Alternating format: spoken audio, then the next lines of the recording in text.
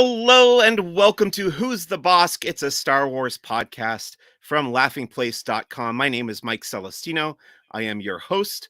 I am the lead Southern California reporter and editorial director for Star Wars content at Laughing Place. This is episode number 141 of Who's the Bossk? And we will be discussing the latest episode of Lucasfilm's animated series Star Wars: The Bad Batch. And for that discussion, I have invited on the show first-time guest from SWEditor.com and the For the Republic podcast.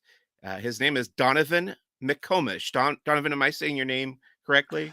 You are indeed, Mike. Yeah. Okay. Thanks for having me on. This is going to be a fun discussion. It's Yeah. really cool to be here. Thank you. Thank you so much for taking some time out of your week to come and chat with me about Star Wars. But before we get into that, I want to say we are recording this live on the Laughing Place YouTube channel. So if you happen to be watching out there and if you have any questions or comments, please put them in the comments section. We'll be happy to respond to them. And I do want to ask you, Donovan, just to learn a little bit more about your involvement in the Star Wars community. Tell me a little bit about SWEditor.com. What's that all about and what's your involvement in that? So I am a writer for SWEditor.com. I joined around 2020. It's a website that writes both articles that range from anything to speculation to reviews and other things related to Star Wars. But the main draw of our website is SW Editor Fiction, or SWEF as we call it. Okay. It's a series of interconnected fan stories that myself and several other writers produce. We all try and stay within the confines of what's considered canon in the Star Wars galaxy, but we also repurpose a few things from Legends as well. I have written one story. It came out in June. It's called Scars of War. Short version, it's about a clone trooper and a Jedi, both of whom survived Order 66, both of whom have trauma to deal with relating to that.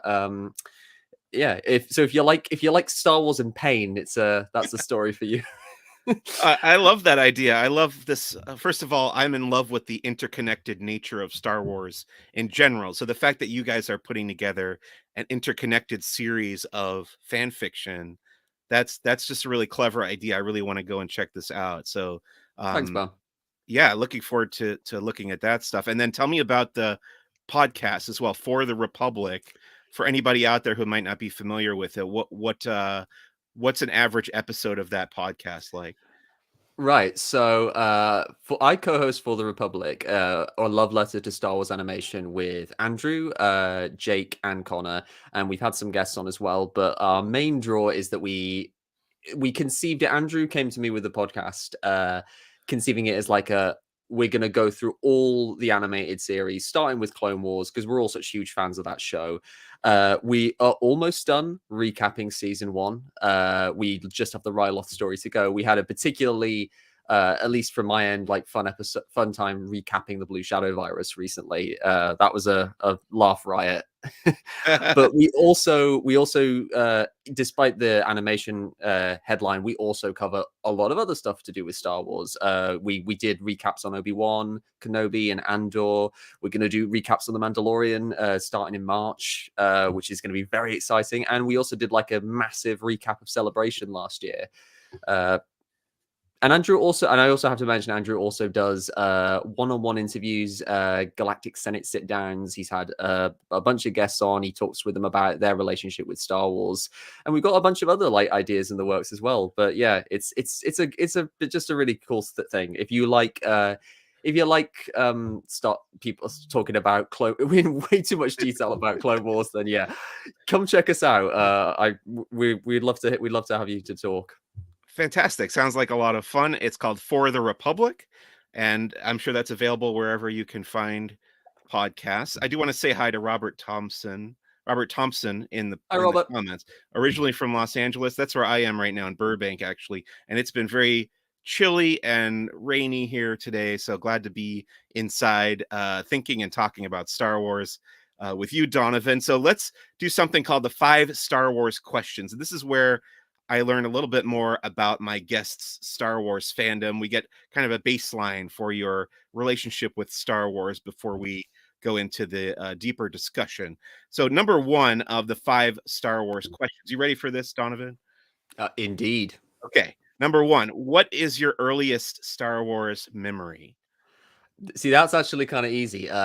It was around, I think it was around 1999 or 2000, and it was the first time I had heard of Star Wars. Like, because I'd seen adverts of it, but I was like 6 around the time that the Phantom Menace came out, and I didn't go to Mhm. see it in cinemas because, like, just personal information, I'm on the autism spectrum, high functioning autism. And as a kid, I was very sensitive around cinema screens, so. Well, like just the environment of a cinema, it was very overwhelming in a sensory fashion for me.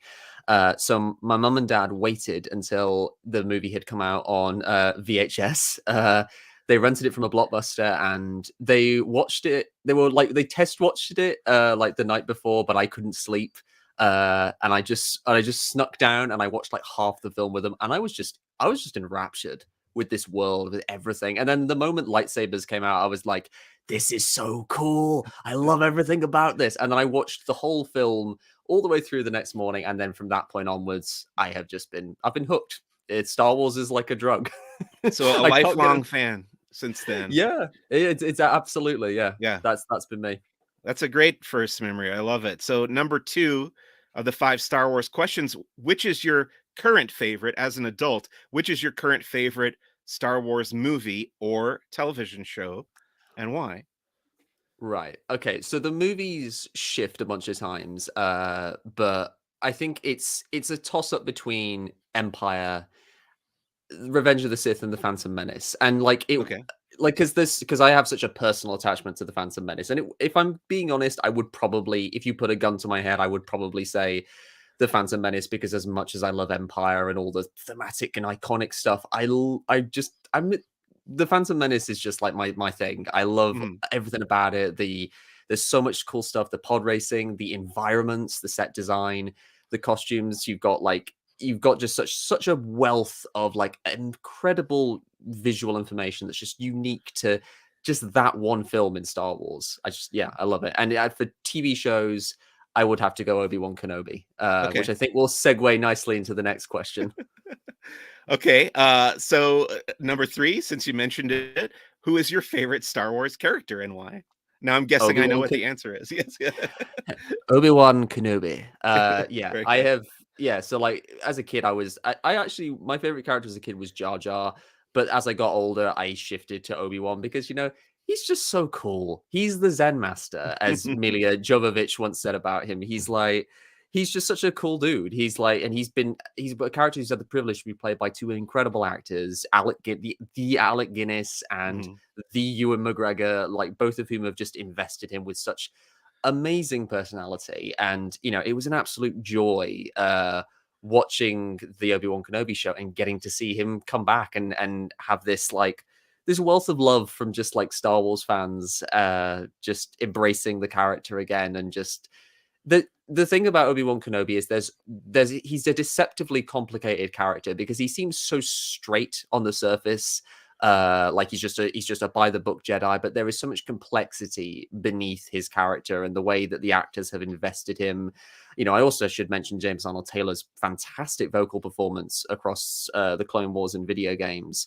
They've always invested him with so much nuance as a character. But yeah, Obi-Wan Kenobi, awesome. He is an awesome character, and I'm glad that you got this. As an Obi-Wan Kenobi fan, I'm glad that you got the series that you wanted. Obi-Wan definitely had a moment there last summer when the series was coming out. He had the comic Indeed. book, and everybody was just celebrating Obi-Wan. So I'm It very was the happy. It was the Obi-Wan-essence, as I like to call it. Obi-Wan For Assance, I sure. love it. That's fantastic. Number 4, if you happen to live in the fictional Star Wars universe, where do you think you would fit in? Which faction would you belong to? And the examples that I always list are the Jedi, the Sith, the Rebel Alliance, the Empire, the Bounty Hunters, the scum and villainy hanging out in the cantina, or anything else you can come up with. What do you think, Donovan? Where would you belong in Star Wars? I would probably, as much as I love all the aspects of Star Wars, I'm very much like I would absolutely. I would be a Jedi. I'd love. Well, I would aspire to be a Jedi. Like, Right. obviously, that you don't just get to show up at the Jedi and say, "Oh, hey, I'd like to join your order." Like no, but yeah, I would love to think that if I was in the Star Wars universe, I would be a Jedi because getting to aside from the awesomeness of like lightsaber go brr, it's like just being able to tap into the Force, just all of that amazing philosophy. It's just I can't get enough. Obi-Wan and the Jedi are generally the aspects of Star Wars I can't get enough of. Well, I do have to wonder now that you mention it, if you could show up, even if you weren't force sensitive necessarily, you could show up and say, "Oh, I just kind of want to help out. I'm so much into the Jedi. I want to sweep the floors or whatever you guys need help with." Maybe they would let you come on as like an intern or Yeah, something like a at the temple. like a lesser like a yeah, kind of like Zine from the High Republic adventures, Right. sort of. Except she Yeah. got rescued, so it's like she got like sort of adopted effectively by the Jedi. So I Yeah. suppose that's different. But yeah, Jedi auditions, that should be a thing. Like that would be really cool.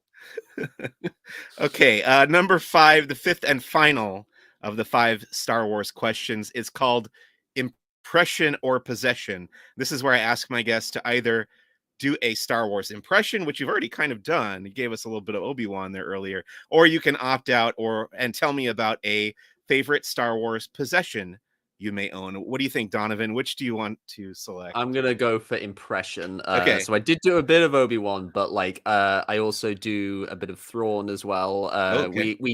Yeah. Okay, so here we go. To defeat an enemy, you must know them, not just their battle tactics, but their history, philosophy, art. I love it. That's fantastic. I don't get Thrawn that often on the impressions. So Yeah. yeah, I love it. Are That's you the excited? Sorry, go ahead. I am so yeah. Like, if you're gonna ask me, am I excited Yes. to see Thrawn come to live action? Yeah, I'm a more recent Thrawn convert, to be honest, because Okay. like Thrawn was always one of those Legends characters where I was like, I didn't really get the appeal, and then when I finally watched Rebels and got to see him and like Lars Mikkelsen's incredible voice coming out of that character, I was hooked. I was like, I can't get enough of this guy. He seems so cool and interesting and like kind of scary and sinister. Like, yeah, I'm psyched for Thrawn to show up in the Ahsoka show. Now, do you think Lars Mikkelsen will be the actor carrying over from the voiceover world to live action? Do you think he's going to be reprising his role as Thrawn? I think it's a strong possibility because I think I've noticed the kind of theme with like the actors reprising their roles mostly is that they have a wider uh profile outside of Star Wars. Generally, the voice actors who have mainly just done smaller scale shows generally haven't reprised their roles, whereas like Katie Sackhoff got to come back as Bo-Katan because she was already kind of a stunt casting for the Clone Wars in general. So bringing Right. her back just was natural. But yeah, I'm kind of like I feel on the fence about it because I think it's like a Schrodinger's cat thing. I feel like until we see him, we see Thrawn, it could be either or. Like Lars could come back, or they could opt for another actor to play him. I've seen a lot of people seem to think Pierce Brosnan, which Yeah. is definitely a choice because I've seen that artwork and I know he'd be good. But yeah, I'd love Lars to come back because I just love his voice. His voice is just so hypnotic. Agreed. And I've seen people suggesting Benedict Cumberbatch as well Yeah. as a good Thrawn. Benny I don't C know. himself. Okay, that's the end of the 5 Star Wars questions, and that brings us to Star Wars headlines for this week. We've got quite a few little tidbits of news coming out of a galaxy far, far away in the last week. The first big one is regarding Star Wars Celebration, which is coming up in just over a month. And now this is going to be in London this year. Are you going to Star Wars Celebration? I am sadly not, and I am fuming about it Oh because no, I'm sorry. there are so many cool guests and stuff. Yeah, Yeah. I'm just not able to make it this year, but like it's really cool, and I'm gonna be like watching it. We're hoping to do like some sort of recap again on For the Republic, talking about Okay. it because there's a lot of cool stuff. But yeah, So the news regarding Star Wars Celebration is that after this year, it's actually going to be skipping a year. There won't be a celebration in 2024, and then the following year, 2025, will see the return of Star Wars Celebration. They haven't announced a city or a location yet for that event, but we do know that they will be taking a year off. And I had to remind myself, we didn't get a Star Wars Celebration in 2020 or 2021. So in recent memory, we've had to wait a couple years for Star Wars Celebration, so we can do it again. But yeah, I'm very excited for this year's event, regardless. And speaking of Star Wars Celebration, there have been more guests announced for the event in London. Carl Weathers, who plays Grief Karga on The Mandalorian, Brian Herring, who was the puppeteer for BB-8 in the sequel trilogy, and Samantha Aline, I hope I'm saying that right, or Aline, is going to be there. She's, I think, the first female stormtrooper, and she's played a bunch of different pilots and troopers Oh, that's um, cool. through the years. Yeah, is this something that appeals to you when you go to conventions? Do you sign up and get the photographs with the celebrities or the autographs? It's a big appeal for Yeah, that, and I also like to pay attention to, like, with Celebration at least, like, just who is showing up, because the thing with Celebration is they're not just showing up to, like, right. they're usually not just showing up to have like photos taken now, because there's so many projects in the works. Yes. There's a lot of likelihood that maybe some people are there to announce projects as well, and like, as much as I love Obi-Wan, and I feel like you could just end it with one show, like Ewan McGregor and Hayden coming to Celebration, does make me wonder, is there a secret season 2 in the works, Right. maybe? Because I mean, I would just, if I was Lucasfilm, I would be all over that, because like Yes. Ewan said he wants to do it, so can't say no to more Obi-Wan. You can't say no if he's into it. Yeah, we'll find out. Speaking of Star Wars related events, Disneyland here in Southern California has announced the return of Star Wars Night for 4 nights in May. So there's 4 different opportunities for you to go to this event. They did it last year as well. It's been held a few different times over the years. Are you a theme park fan, Donovan? So here's a confession. I have actually, as I'd love to. I really want to go to Galaxy's Edge. Yeah. I haven't been. Okay. I've not been a theme park person, but I would like, if I had to go to like one theme park, it absolutely would be Galaxy's Edge, because Galaxy's Edge. Yeah. there's so much cool stuff there. Like, yeah, it would just be an amazing experience, I'm sure. It's And definitely on my yeah. bucket list. Absolutely. Yeah, highly recommended. And Galaxy's Edge is, of course, available to guests at the Disneyland After Dark event. So you can go and get tickets for that at Disneyland's official website. Getting into the live action TV area of Star Wars headlines, we got some new character posters for The Mandalorian season 3, which is starting next week. And actually, Jon Favreau said in an interview this week that he's already written season 4 of The Mandalorian. So that's already being prepared. I think some people were taken aback by that, because I had seen people theorizing that season 3 might be the last season, but it certainly seems from what he's saying that this series will continue. How are you feeling about The Mandalorian, Donovan? Are you excited for this upcoming season?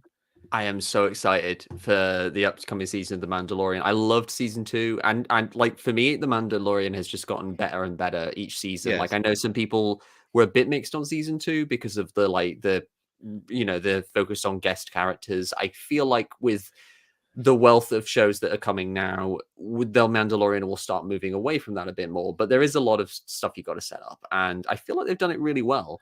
And I'm just really intrigued to see where this ongoing story with like Bo-Katan and Din is going. Din's a great character. I love him. He's definitely in my top 10. But yeah, like, I'm not surprised that it's going to go beyond season 3, because it's just a really okay. It's a really effective show to make, because especially considering your main character is masked for most of Right. it, so it's a lot less demanding in terms of like a performance, because you have other performers who can play the role when Pedro isn't available. So it just makes sense to continue it for now. But there's also the fact that there's so many Mandalorians, and a big theme of the show is that there isn't just one way to be a Mandalorian. At least that's Right. the message that they're kind of building towards. So I honestly feel it could just keep going, and they could focus on different Mandalorians. Mm. So yeah. That would be an interesting way to continue the show for sure. The other thing that's kind of coming out about live action Disney plus Star Wars series is that we might see a slowdown in some of this content, because I think Disney, as a company, the Walt Disney Company, is reassessing the amount of money it's investing in content like this, because there has been uh, talk about how profitable streaming services are, or are they not profitable, and Disney might be refocusing on theatrical movie going instead of, churning out these Marvel and Star Wars TV shows. So we might get fewer Star Wars series overall, and they might focus on quality over quantity in the coming years. I don't know. What are your thoughts on this, Donovan? Do you think there's too much Star Wars content? Do you think it needs to slow down a bit? Are you happy with the both the quality and the quantity of Star Wars that we've seen on Disney Plus?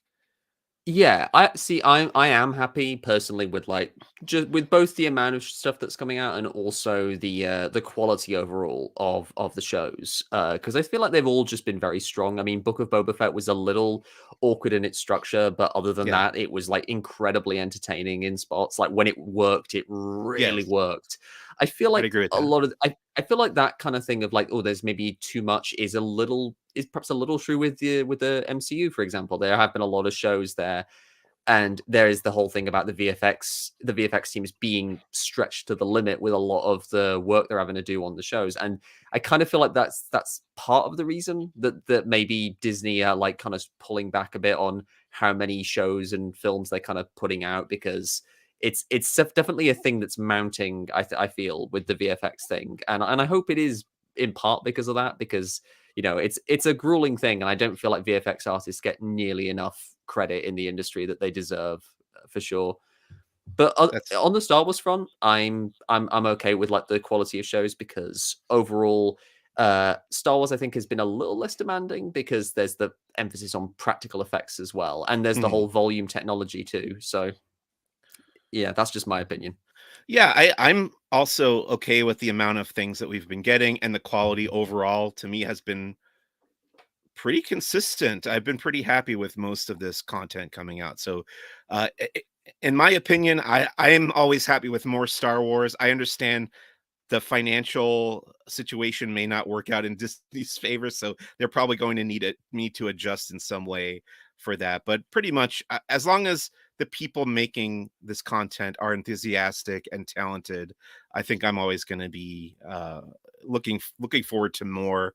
But speaking of more Star Wars content, going into the publishing world, we got the announcement of a new anthology of short stories from writer Cavan Scott, who I'm a big fan of. He's putting out Star Wars Tales from the Death Star. It's kind of another horror anthology. There was Tales from Jabba's Palace, Tales from the Rancor Pit, and now Tales from the Death Star coming out this fall from Cavan Scott. I think that's going to be really fun. It's a comic book, a graphic novel. That should be a lot of fun. Are you a fan of Cavan Scott's writing? Have you read any of his stuff? I'm a huge fan of Cavan Scott. Like the guy is so good, and he's especially good with horror. Like anyone Yeah, who has read The Rising Storm from the High Republic right. publishing wing of Star Wars will know that this guy is really good at horror. And he's a really good writer. I've enjoyed a lot of his stuff, the High Republic comics. And well, pretty much my experience with Cavan Scott does begin and end at High Republic, but everything he's put out in that Yeah. has been great. Well, since you're a prequel fan, I would recommend the audio drama he wrote called Star Wars Dooku Jedi Lost, which is really, really great. So definitely check that out. And yeah, this is coming out in September. If you like his writing, I'm sure it'll be a lot of fun. Then I wrote a review of a new book called Star Wars Jedi Battle Scars that is bridging the gap between the video games Star Wars Jedi Fallen Order and Star Wars Jedi Survivor. And this is a good way to kind of see what these characters are up to in between the stories of these games. I will say I really like this book. I thought it was very well written. It did lean a little bit too far in the romance genre for me personally, but I think there are a lot of people out there who are fans of these characters who will appreciate that part of the book. But yeah, other than that, I will say I definitely recommend it. Have you played the Jedi Fallen Order video game? Are you looking forward to this book?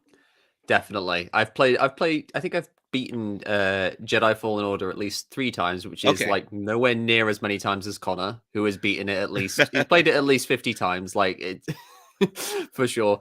But yeah, I'm definitely planning on reading Battle Scars, and I'm super hyped for Survivor. Like, we're gonna Yeah, fight battle droids and Magna Guards. That's I my know. jam. Yeah, we're coming up on that. So it got delayed. The video game got delayed, but it's still coming out relatively soon. I think it's the end of April now. So it's going to fall in that gap between the end of the Mandalorian season 3 and the stuff that's coming out on May the 4th, which is Star Wars Visions and the Young Jedi Adventures. So we're gonna have this little window to play Star Wars Jedi Survivor. I'm very much looking forward to that as well. In comic book news, boy, they just keep churning out these comics, and I keep writing reviews of them. But we got a new series started this week called Star Wars: The High Republic Adventures, The Nameless Terror, which I thought was an excellent start. As number 1 came out this week by George Mann. Great first issue of a 4-issue miniseries. Then Yoda by Jody Hauser, number 4, taking over from Kevin Scott, actually, and Dr. Aphra, number 29. I recommend all these. They were all really excellent this week. And I'll ask you, Donovan, what's your relationship with, you mentioned that you were reading the High Republic comics, but do you keep up with most of the Star Wars comics? I am trying to, for sure. Like, I have been sort of on a binge recently to like kind of get myself up to speed with the comics. I recently started the Greg Pak Darth Vader run, which I can definitely recommend. But yeah, Yeah. I've been reading a bunch of the comics. I think my favorite overall, aside from the High Republic stuff, is the Charles Soule Vader run. Just really cool stuff, and the Jason Yeah. Aaron Star Wars book. I love that stuff. Yeah, well, you mentioned two authors, two writers that I really enjoy. Charles Soule, especially anything that he is writing, I'm always super into. But yeah, the Star Wars comics are just coming out fast and furious. I think there's another 6 new issues next week, which is just crazy. It's tough That to is keep up with nuts. them.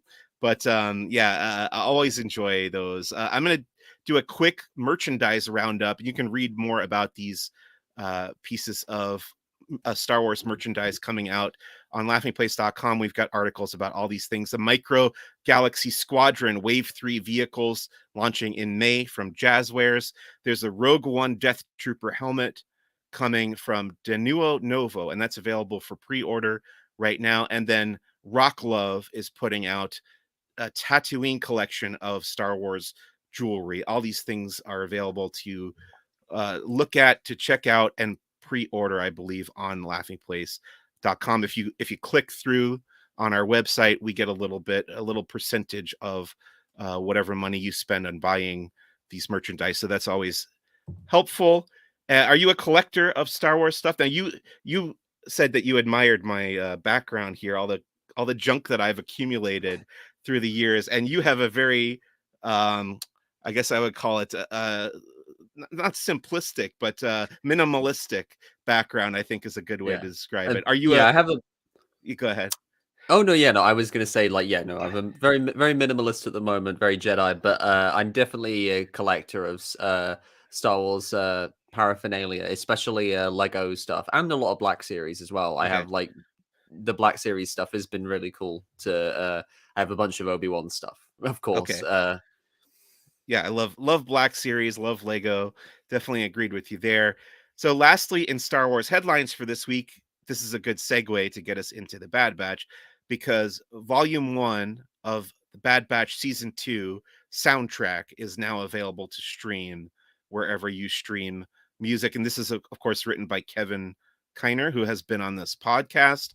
Have you had a chance to listen to the Bad Batch score at all, Donovan? I haven't listened to the this season score yet, but I've definitely been perused Kevin Kiner's music before. Yeah. He's just he's a maestro for Yep. absolutely.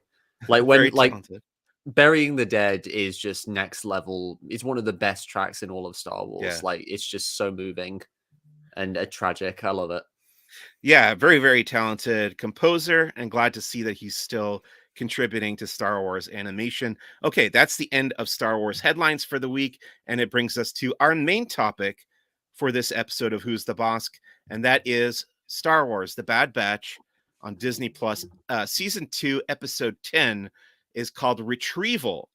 But before we talk about this week's episode, I want to ask you, Donovan, what is your history with the Bad Batch. What did you think of season 1 of the series? And then what were your thoughts on the previous 9 episodes of season 2, not counting this week's episode?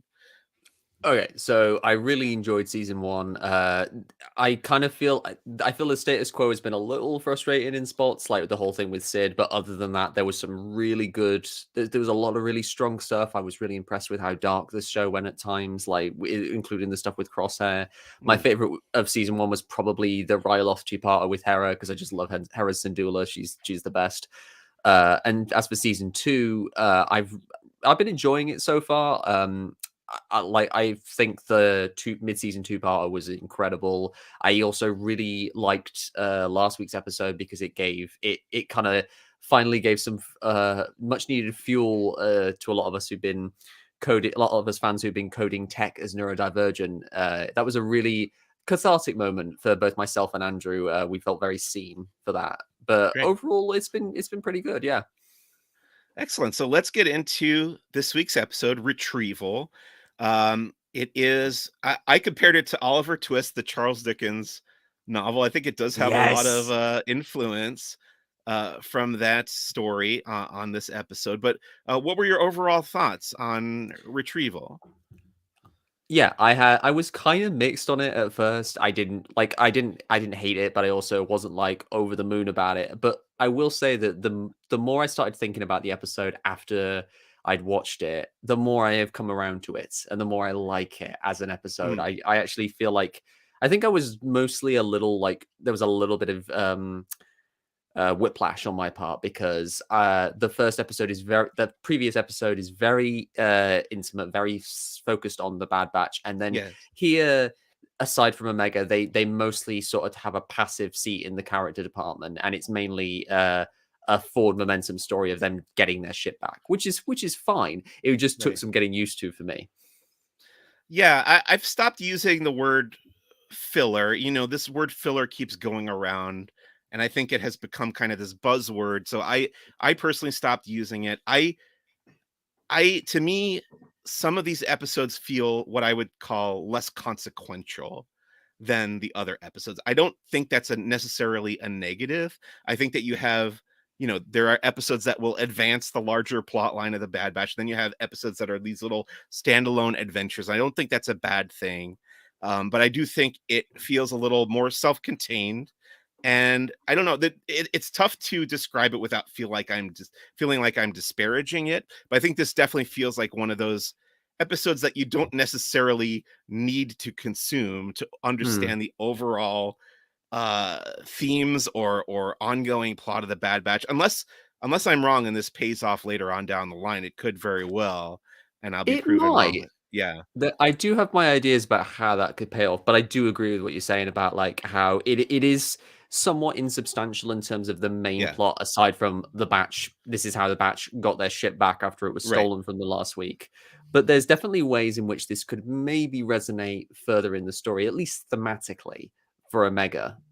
Yeah. No, I think you're absolutely right. And I think they have proven me wrong before about this same idea where I've thought, okay, that was kind of a throwaway episode. It felt a little disposable. And then later on, this has happened both in the Bad Batch and in the Mandalorian, actually, where they've come back and revisited characters or themes or moments from those episodes, and it actually made more sense in retrospect. But how would you describe the plot of this episode, Retrieval, to somebody who hasn't watched it yet?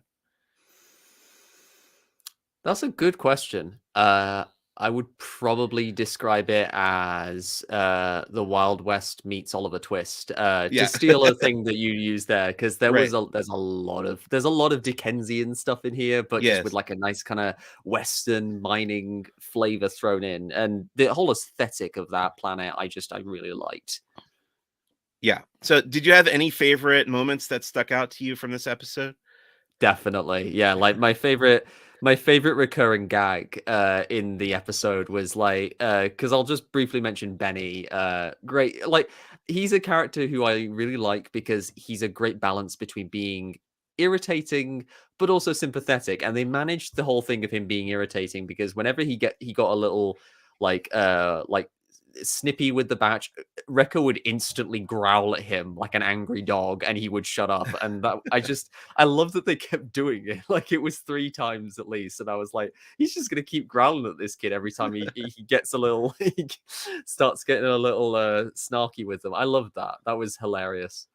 Yeah, I like that character as well. I kept thinking Benny's voice sounded familiar to me, Yeah. and I had this moment where I almost thought it was Bobby Moynihan, the voice actor, but from Saturday Night Live, and then I looked him up, who played Benny, and it was the voice actor who plays Spider-Man, Peter Parker in the recent Spider-Man animated series, and he's also Spider-Man in the video game I've been playing, which is called Midnight Suns, and Nice. that's where I knew him from. I was like, okay, it sounds just Yeah. like Spider-Man in the Midnight Suns. So Mm. it was fun to make that connection. But yeah, I enjoyed his performance. I thought it was a fun character as well. Anything else stick out to you about favorite moments or anything that you didn't particularly care for in this episode? Yeah, no, I like as you said, I think Benny was a really well done character, and like if it had been another actor, I'm that he might not have managed to cross over from being from to being sympathetic, but Yuri Lowenthal is just like, I'm biased because I think he's great in Spider-Man PS4. I love Spider-Man as well, like another of Right. my favorite characters. But like Yuri Lowenthal was great here. He really balanced the kind of like snarkiness of like this teenager with like a little bit of vulnerability. And you actually do. I really liked how this community got set up because there's the Dickensian thing we talked about, but it's also kind of like a little bit of a Mad Max thing, with these kids, how they're Right. all just sort of in this sort of community. And Marco, I love when Star Wars does like cartoonish over the top villains, and this guy, that whole sequence of him just like pigging out, eating all of the food.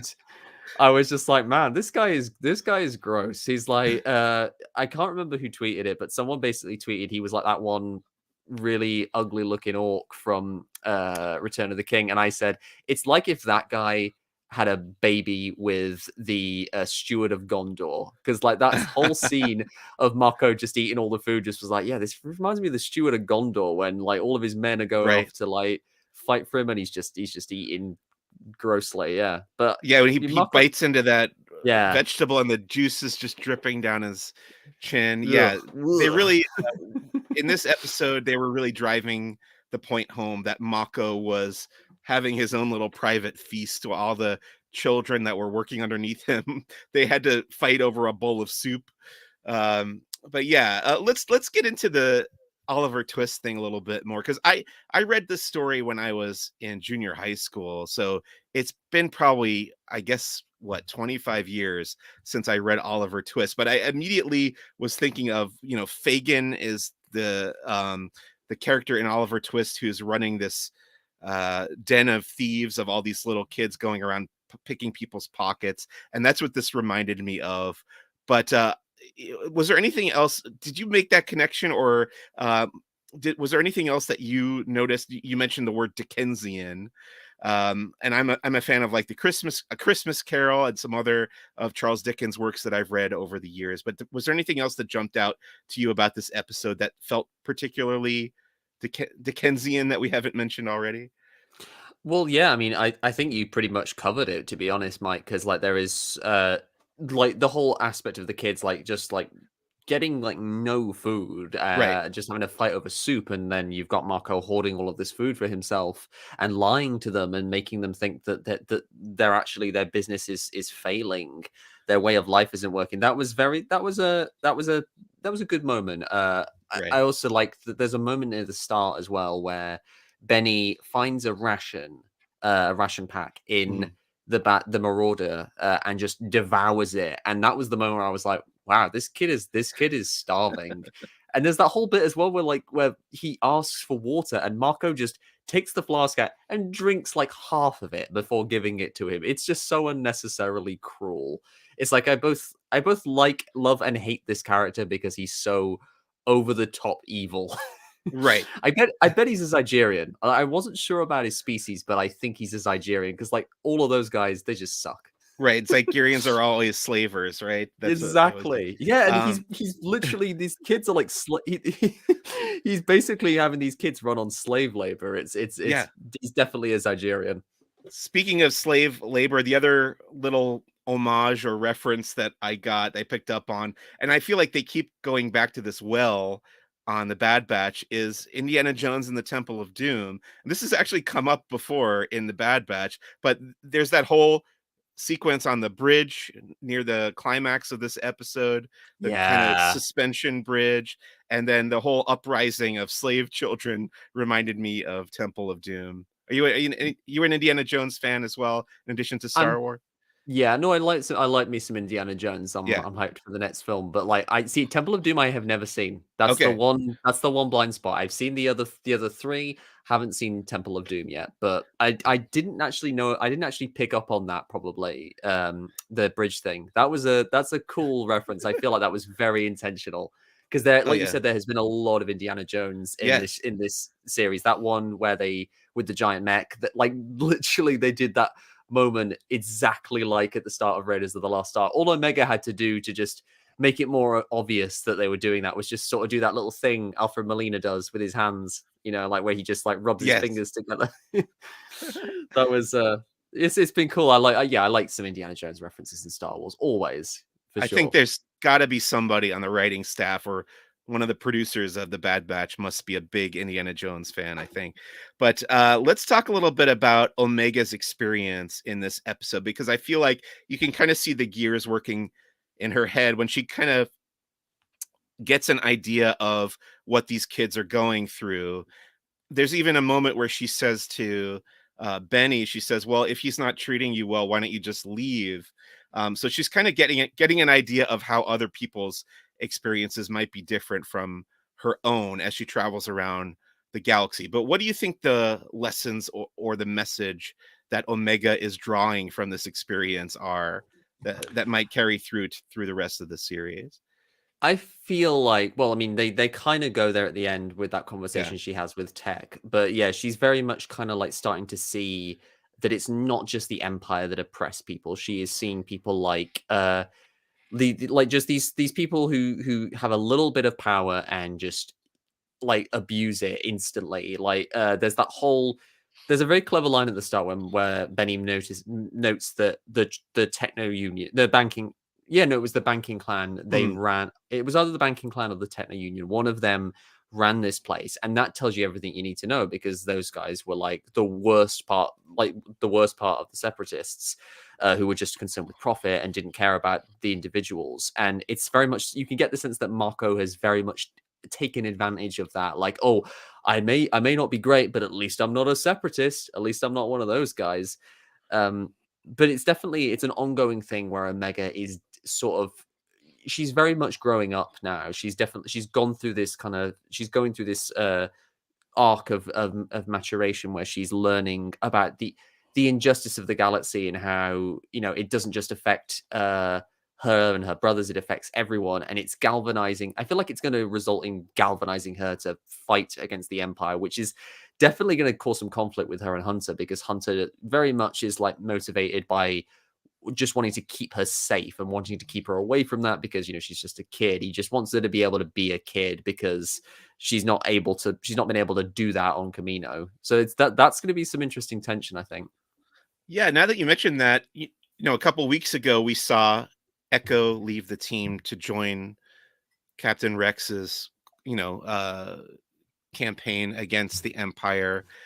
I almost wonder if this is leading to Omega wanting to join that quest as well and kind of drift away from just surviving toward actively fighting against the Empire. Uh, Definitely. yeah.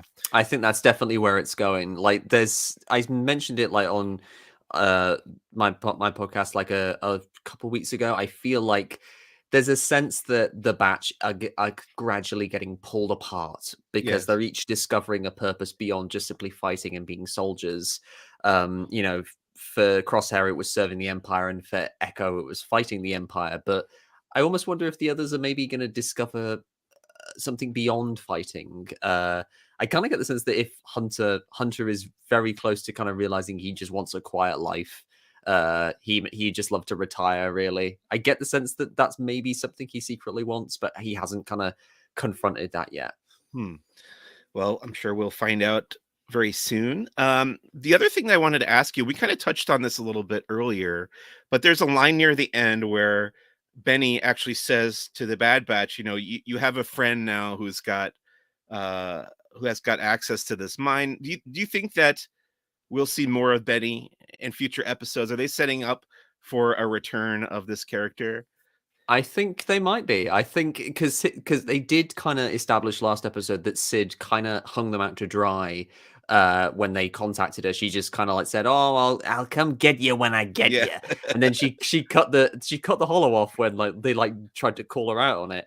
And we've been kind of building towards Sid potentially betraying the batch. So if she were to betray them and like hand them alert the Empire to them and they can't go back to Ord Mantell, it would make sense to, hit up Benny and say, hey man, can we come and hang out in your mining town for a Right. bit? I kind of like that though, is like if they're becoming sort of like resistance fighters, it kind of has this whole thing of them. I like the thematics of them sort of their new base of operations being a sort of working class mining town. That has some cool symbolic value, I think. Right. And it just goes to show how, kindness and helping people builds your base of allies as you travel through the galaxy, and you're able to assist people in their own lives. They might be able to return the favor at some point in the future, and I would love to see that happen with this character Benny. But I did find myself at the end of this episode thinking, because I kind of did the math, and I'm sure other people have done this as well, but I thought, okay, if they had started Bad Batch season 2 same time that they started it, but then released 2 episodes every week, by this week, by yesterday, we would have had the season finale of season 2, and then we could have cleared the way for the Mandalorian to start next week, and it wouldn't feel like the Bad Batch is kind of getting overshadowed by the Mandalorian. In my head, that Yeah. makes a little bit more sense, but I don't know. Would you agree? Would you have preferred that to be the release schedule, or do you think this is okay the way that they're doing it? I kind of I feel like the individual episodes make sense for them to just come out week by week, but I kind of feel like this would have been benefited from being released together because they are linked because Yeah. there's the thread of the ship being stolen. And I do worry that it's going to get overshadowed by The Mandalorian because more people are going to watch that because there is that bias against animation being just for kids, when like you go and watch the Clone Wars, like yes it is ostensibly a kid show, but there is a lot of stuff there that's probably a little bit much for kids. Right. And it's the same with Bad Batch. So yeah, I'd be sad to see it get overshadowed, but it's what we've got at the moment. At the same time, I do feel like, you and I are but we're gonna watch The Mandalorian, but then we're gonna watch The Bad Batch. Like, it's Yeah, not like definitely. we're not gonna forget about it. And I think people who are Nah. into the show are gonna continue watching it. And maybe people signing up for Disney Plus to watch The Mandalorian will also see that The Bad Batch is coming out at the same time, and that'll give them an opportunity to check out the series as well. So hopefully that'll build on the audience a little bit for That's a good that. point. Yeah. Okay, anything else that you would like to say about this episode, Retrieval, specifically, before we Uh move along here? I really liked Gonki popping in, like seeing Okay. Gonki again, Yeah. and also the moment when Wrecker is reunited with Lula as well. And he just sort of holds like I saw someone compare it to like Hamlet when, with the Yorick with the skull. Right. Yeah, that's just brilliant. Uh, yeah, no, other than that, I think that's it. It was a very straightforward episode. Also Hunter catching Omega with the cool grapple gun that he uses. That was sick. Right.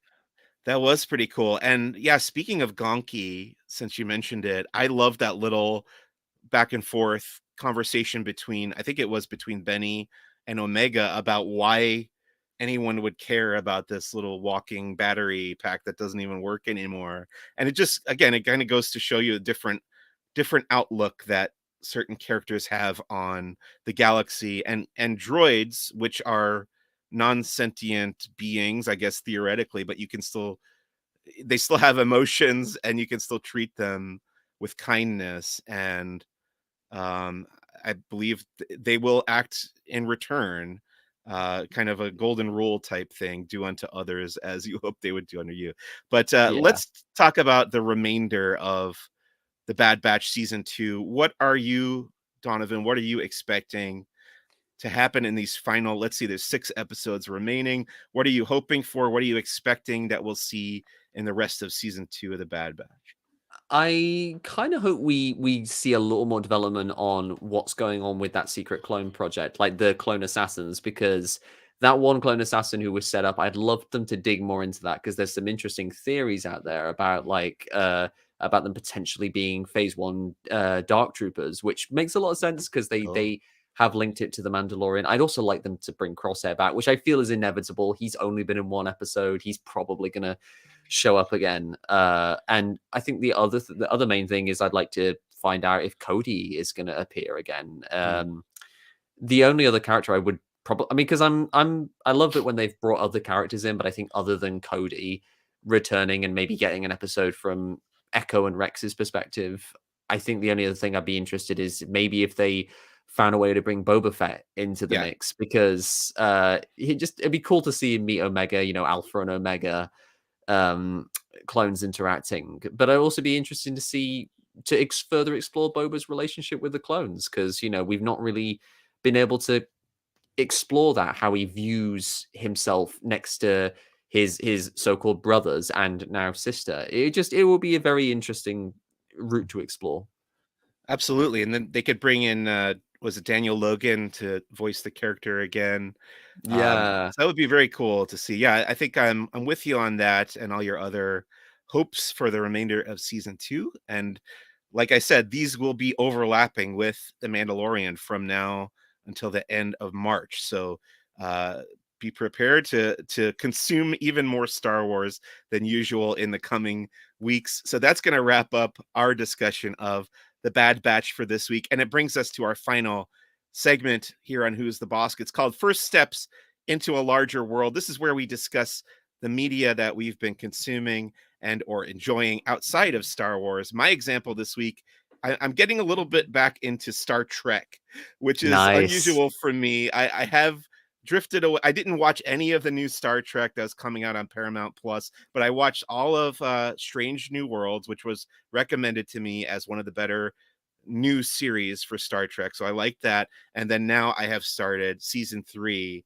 of Star Trek Picard. I haven't watched season 1 or 2, didn't hear great things about them, but I'm going into season 3. It's a new showrunner. They've got the whole cast of The Next Generation back, and I like the way it started. I think it's off to a good start. So I'm very much excited to continue enjoying that alongside all the Star Wars stuff. How about you, Donovan? Anything that you've been watching, reading, playing, and enjoying lately as far as pop culture goes? Definitely. So on the TV front, I've been watching The Last of Us. Oh yeah. Just I see. I've never played The Last of Us games. It's always been hovering there in the subconscious of my mind because I've seen the way other people have reacted. I know certain things that happen in the games, but yeah, this show has been really excellent so far. I just love the way the kind of themes it's exploring, just like the sheer terror of the cordyceps zombies, and Mhm. obviously Pedro Pascal and Bella Ramsey, fantastic central performances to anchor the show.